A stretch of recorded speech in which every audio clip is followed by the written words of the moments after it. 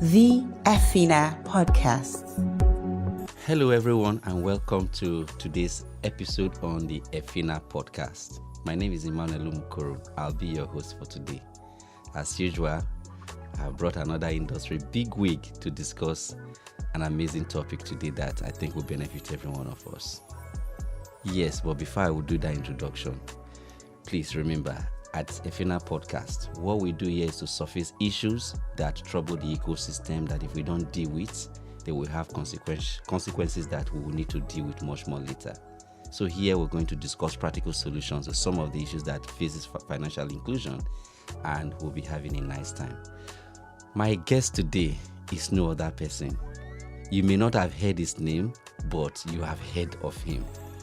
He's no other person than Mr. Dotun Adekunle, who is the Chief Technology Officer and Chief Operating Officer of OPay Digital Services Limited. Morga. Good afternoon, everyone. Good afternoon. Madam, always a pleasure to be with you. The pleasure is all mine. Before we jump into today's conversation, something has always come into my mind, and I want to ask you the question, right? You've been in this space for a very long time. Before we introduce the topic that we're going to discuss to our listeners, each time you hear people say, they ask for which account do you use, and they say OPay, what comes to your mind? Thank you very much, Emmanuel. I think there's a feeling of a sense of pride. Okay. Feeling that there's a measure of impact in terms of the quality of the work that you've done over the years and how it translates to affecting the everyday Nigerian. For me, being at OPay from inception and even being at the precursor of OPay, which is Paycom. True. I saw the numbers grow from 20, 30 to what it is today, over 50 million. So it's quite impressive to see how the efforts of myself and many other people that have worked together, how that has translated into impact in the lives of people. Amazing. And I see the smile you wear. I don't work at OPay, but trust me, when people say OPay, I was interviewing some people this afternoon, and some of the things they shared with me, they were mind-blowing, which I will discuss with you, back so that people don't think that I'm doing PR. But you've been leading, and a lot of, other organizations have also followed, in that footstep. So today we're going to be discussing designing inclusive financial solutions, for Nigerians. And it's going to be a two-part, episode, part 1 and part 2. In the first part, we're going to look at, how small tweaks, can create sustainability, can create stickiness, for our users. And we'll talk about those small tweaks, as we go on the call. So welcome to the call, and we're happy to see you and to have you here. Listeners and viewers, please, if you have questions on the chat and the comment section, please drop your questions, and I'm sure that my boss here, will answer the questions that I cannot answer, much more later on. Dotun. So we are dealing with financial inclusion here, and not just financial inclusion, we're also talking about economic inclusion. Last year, that was in 2024, NIMS had recorded transaction over 1 quadrillion, in terms of value. And in Q1 2025, we were told that there were over 284.9 trillion transactions that were processed in just Q1 2025. If I look back at the data that EFINA has given to us over the years, we've also realized that, the fintechs have contributed up to 54% to the growth we have had in financial inclusion. And that's thanks to the work you and, the other people in that fintech space, are doing. But just to put those things into context, right? I hear every now and then, why don't you use banking service? Why don't you have an account? And they tell you the charges are too much. They tell you there are hidden charges that we don't, it is too difficult, it is too this. Just so many, examples, excuses that people give. My first question to you would be, in light of the various advances that have happened in ecosystem, and you also look at the different market manifestation in terms of the ease of doing business, access to capital, forex, and all of those ones, and they need to go deeper into communities that are excluded, because our numbers also show that the most excluded persons are in rural communities, are in the north, and if you put all these things in context, I want to ask, is pricing or the cost to use, really a factor that determines access to financial services in today's world, given the fact that people say, I use OPay, they don't charge me. Before they would charge me, I will have done XYZ transaction. It is very cheap. It is this. And yet people still say price and cost is the reason why they don't use. So my question really is pricing still a factor? And without you giving her the secret of OPay, right? Yeah, please go on. All right, thank you very much again for the question. At OPay, for instance, our mantra is to go beyond banking. That's our tagline. So every day we're looking for where are those user experiences that we need to design into the product that would help more and more people who are either financially excluded or financially underserved to be able to come into the financial ecosystem and be active participants. So those are things that we look for every time. And there is no way that we are able to design that in terms of user experience that will not get to the point of affordability. So it's part of the user experience that the prices of services, of financial services, have to be cheap enough for the masses of people who are today outside of the financial ecosystem, for them to begin to participate. When you go to the rural areas, especially or suburban areas, where the income that they have is quite low compared to the kind of income you have in the cities, and they are used to operating with cash. True. And you're trying to bring them into the ecosystem to say, use this new method. First of all, they have to move. There's digital divide. They have to move on to this digital method, which they do not trust. Cash is already trusted, is available, it's universally accepted. And you're telling them to move to this new stuff, and you not tell them, I'm going to charge you 100 naira or 200 naira for a transaction. It becomes a challenge. The services have to be affordable, they have to be cheap, they have to be next to zero. Because they also know that if I'm exchanging cash with someone, I'm not paying for my exchange of cash. True. Why should I pay for transfer of money? So that's the mindset they come from. So affordability is very, very essential. If the prices are not affordable, then financial inclusion will not be achievable.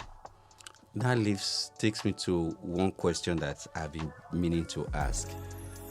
Can we really strike a balance? Is there a way that we won't reach a compromise that negatively affects quality if we are to balance affordability and quality? How can we achieve that? Okay.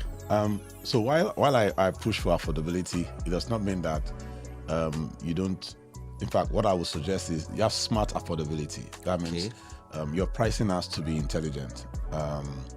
You need to make sure that it's low enough to attract people, but you're also making enough to be sustainable as an organization.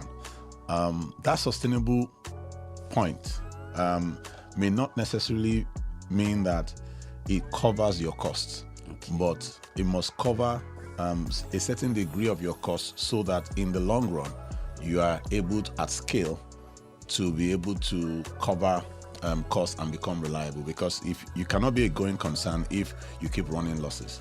One of the things that has made a difference, for instance, for fintechs compared to banks, is that fintechs typically have investors who have brought in patient capital, and what you have from banks is that they want ROI in the same year, and so the fintech is able to spend for the next 3 to 4 years not necessarily making a profit, but there must be a path to profit, a path to sustainability. I know that over the next 4 years, if I keep scaling at the rate I'm going, then I can reach that point where I eventually become able to cover my costs. But in a banking scenario where every year is a calendar year and every investment has to provide a return within the same calendar year, it becomes a challenge. That's why the banks are not able to compete on the capital side of things. Please walk me through, because each time we talk about affordability, we talk about service quality, and we also talk about sustainability. There is always this argument that there has to be a fine balance, and people say financial inclusion, as the case is a social good. Some people say no, it has to also be economic good. So it's not just pro bono. Because really, you look at the people you are trying to include. If you were to roll out infrastructure, to reach those hard communities, even to roll out agent network, it is massive. My question would there be, what are the evidence that you have seen, right, when you tweak so that people can afford basic financial services? You have tweaked it, you have made it low cost. Are there evidence that you have seen that look can be an attractive, a linchpin to attract, providers to really say, no, you know what, we are not earning money in this regard, but there is impact in other ways that also will translate to these people becoming more economically, active, and they will use more because we have enabled them. Because we have enabled them with low cost, services, they are able to do more, and in doing more, they are now transacting more, right? And so the gains are not really from the transaction fee that people look at, but from the numbers of the other ancillary services. That what are those evidences that you have seen that have resulted from the low tweaks that you have done, the tweaks you have done that have made affordability now become mainstay for you in OPay at OPay Digital Services Limited? Yeah, thank you very much again for the question. So I'll take the two parts from that question. I think that first, reliability is very important. I often say to people that what we do in financial services is that we are trust engineers. So what we are really engineering, what we are really building in the offices, in the places where we're writing the code, and building the infrastructure, is that you are building trust. What you sell eventually is trust. People want to know that when I want to do that transfer from my account to another account, I must be certain that transaction will go through. It must be cash. That cash resemblance is very key. That means the same way, if I can offer you cash and you know that transaction is completed, I must be able to do a transfer at the same time. I'll use my card on a POS with the same efficiency that cash has. That reliability is very key for inclusion. If you're not able to offer that, inclusion will be reversed. Whatever gains we've had will just disappear. So that's something that is very, very important to have. Now, in terms of evidence, there are several inroads into financial inclusion and the financial ecosystem. The first major thing is to achieve payments, which is what we've discussed, right? The ability for me to exchange value with you or receive value. That's really layer one. On top of that is now the value-added services that come. So when I get past my person-to-person payments or merchant-to-person payment or person-to-merchant payment, we then go into lifestyle services and things like that. So pay for electricity, utilities, and all those kind of things. The next layer on top of that is now access to credit. Because a lot of Nigerians, especially those who are in rural areas who have been excluded before now, did not have a transaction history. True. They did not have collaterals to go to the banks. But when they start doing payments using this first layer, they're able to build a payment history. We're able to see records about the kind of transactions that they do. We're able to monitor and see what their income levels are and what the patterns are. Then small credit can be afforded to those people, and they start getting to say, maybe they want to just start selling yam or they want to start selling one thing. They start getting into business and they're able to now do small petty businesses. Before you know it, you see that OPay is not just payments any longer. This is not just financial inclusion any longer. It has become economic inclusion, and we are seeing that progression.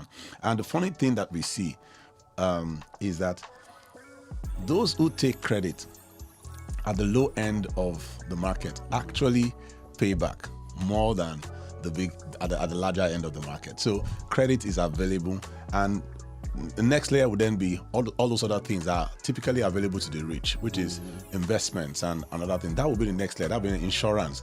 That will be the next frontier. Right now it's payments, and credit has been layered on top of it. But then there are next services that will go ahead and be layered on top of all these things. Interesting. I think I love that impact, that you've just, so while we're not looking at the numbers, we've reduced the fee significantly, and sometimes some transactions are even free, but you are looking at the data side. How are we building data, telling stories, humanizing data to see patterns that, people display that can then, from payment, we are going to credit, we're going to savings, going to investment.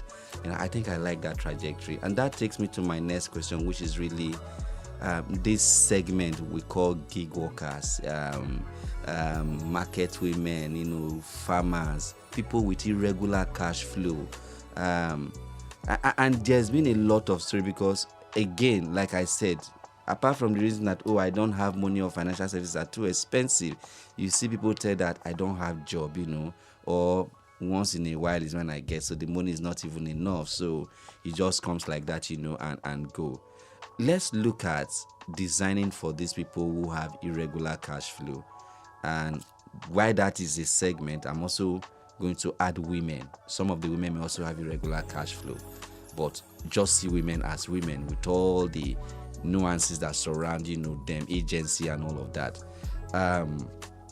What product features do you think best support this, irregular earners and women, so that they are able to, they're not relying, is not only when they have, that they save, but for every time that, something comes to their, and they're even able to put something there, that thing is generating something, How do you envisage, perhaps maybe the better question would be to say which product features will best support this segment of irregular earners, market women, you understand, so that they're able to save, they're able to borrow, and this is really behavioral and not technological features, so to say. They're able to save, they're able to borrow, on their own terms, right? And by doing so, there are outcomes that stand out, that before you know it, you are empowering these people, if you understand what I mean. Yeah. Before you take that question, I will put, a caveat, another, example on the table. So you see somebody who didn't have a job before. This person is now an agent. You understand? He wasn't earning anything before, but because you have taken financial services and empowered this person, there are transactions that are happening every now and then. So look at agency as one, solution that you have been able to embed into your product portfolio. Not just download the app and use, but you can be an agent, right? Apart from you can be an agent that will now help you to start building income. What other things should we start looking at as an ecosystem to ensure that our financial services are not just pushed out there and only those who earn regular income are only the people that these services are available to? Yeah, thank you. Nigeria is an SME driven economy. While we have a number of large corporates who are large employers of labor, when we look at the overall size of the economy, we see that there's a lot of informal trade. There are lots of people in the informal market who do earn a living, and sometimes you're not able to track that because it doesn't come through your regular payroll and those kind of scenarios. And that's why I'm always of the opinion that we don't, you design in Africa for Africa, because we're very, very different. Our situations, our circumstances are different from what you have. So you can't go and copy a PayPal and bring that into Nigeria. For instance, PayPal uses email almost as your primary identifier. But you see, when M-Pesa started mobile money, they didn't go with the email version. They went with a mobile number, which is something that is relevant to the African context. So that's something that is important. So the same way that lots of Nigerians have a regular income, they don't earn on a monthly basis. They can't predict their income. They don't know whether it's going to be a lot today or it's going to be lower tomorrow. And therefore, when they come into financial services, it's important that we as providers make sure that the kind of features that we develop and that we provide to them are able to be flexible enough to adapt to the nature in which they earn, to the nature in which they save.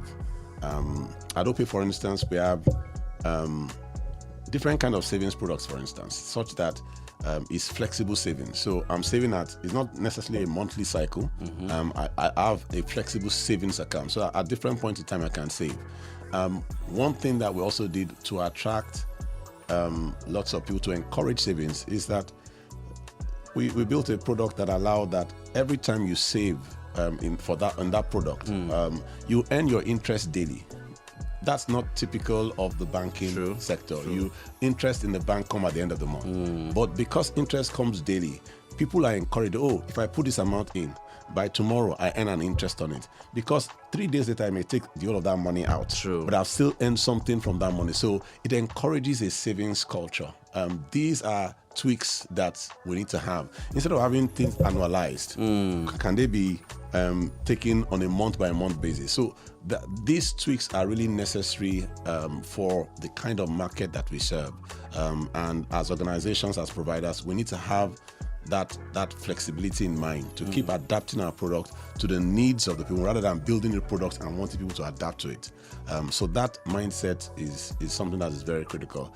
When we now speak particularly about women, yes, a lot of women have been empowered through things like agency banking, so that they have a means of livelihood. We've seen that from statistics that women agents even do much better than the male agents. Women actually save better. They are more judicious with funds than the male counterparts are. So it's really important that these kind of services continue to be extended to women folk and service. And then when it comes to credit and savings and all those things, products that are available particularly to address them are put on the table. And those are the things that are really much. So I let me take you a little bit to one interesting subject that people don't talk about, and that's behavioral economics, right? Still looking at features that help these people. How can the ecosystem use behavioral economics using nudge theory, for instance, where periodically you are nudging people you haven't saved today, right? For instance, this is how much you have, like you made in, this is the interest you have earned.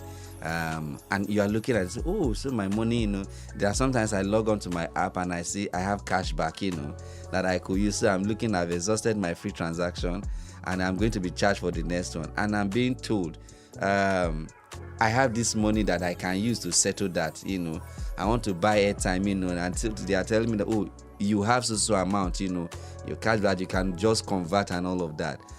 So these are some of the things that have been put out there.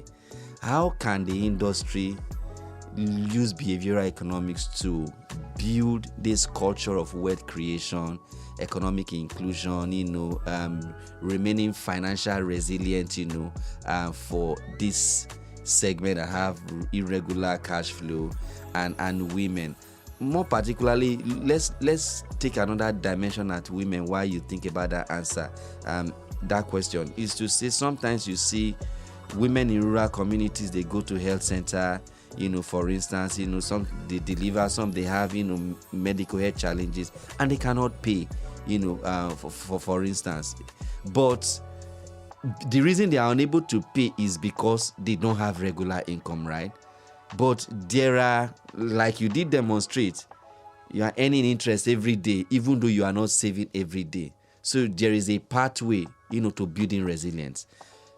Tell us, the industry as it is there a pathway for nudge is behavioral economics, that can help us to bridge this gap that we have for those people? All right, thank you. I think that, again, there are phases to digital finance. Okay. The first phase was us moving from predominantly cash-based economy to a digital finance-based economy. I think that the next phase, which has started to occur already, is moving into intelligent finance.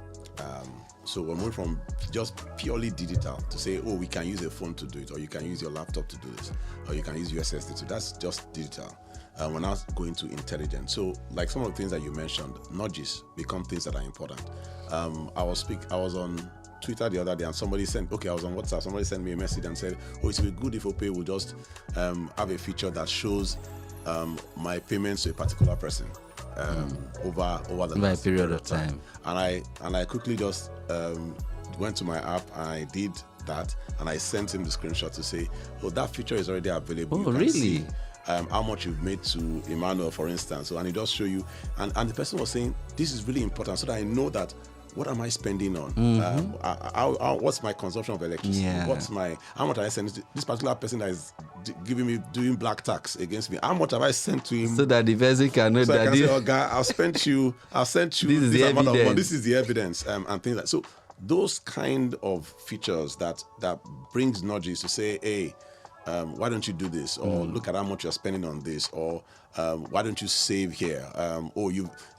This is your total. I know somebody was saying that he looked at the top of the OPay bar where he just saw total in and total out. And I was like, "Oh, this just gives him something to think about." Everything just going in and out. You're not doing anything about it. And those nudges, those kind of information really helps people to start making smarter financial decisions. And once it starts happening at the individual level, at scale, it begins that as a nation, we start doing better with our financial management, financial planning, and things go better. So now imagine that is happening for individuals. Copy and paste is happening for merchants. It's happening for traders. It's happening across board. True. Then at scale, you just see that everybody, the whole nation is moving in a particular direction, which is a much better direction. So intelligent finance is definitely the next layer. We've started seeing it. There are nuances of features that are doing that today, but we'll see more and more of that going forward. And then it will be better for everyone.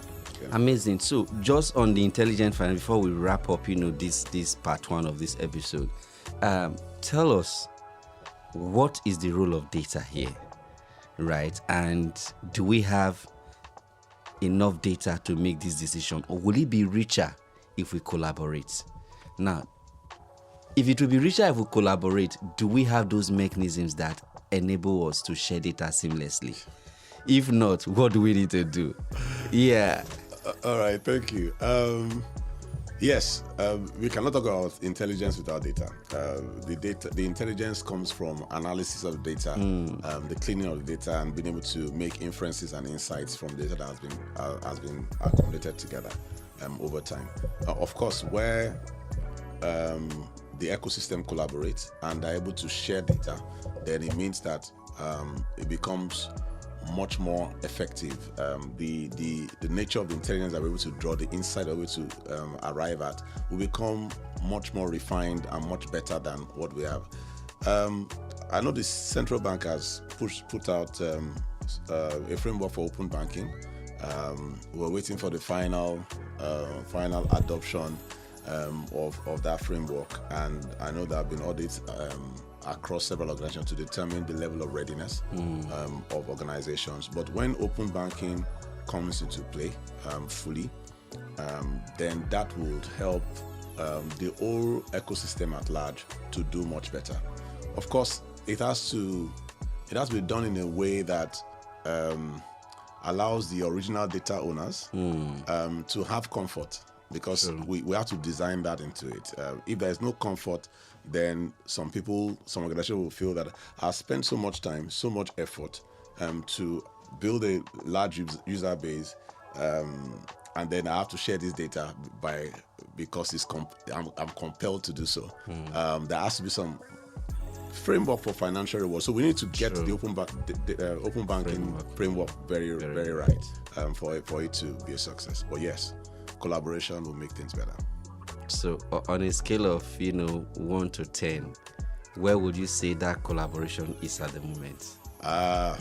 I'll say that it is under 5. It's not. We're not at.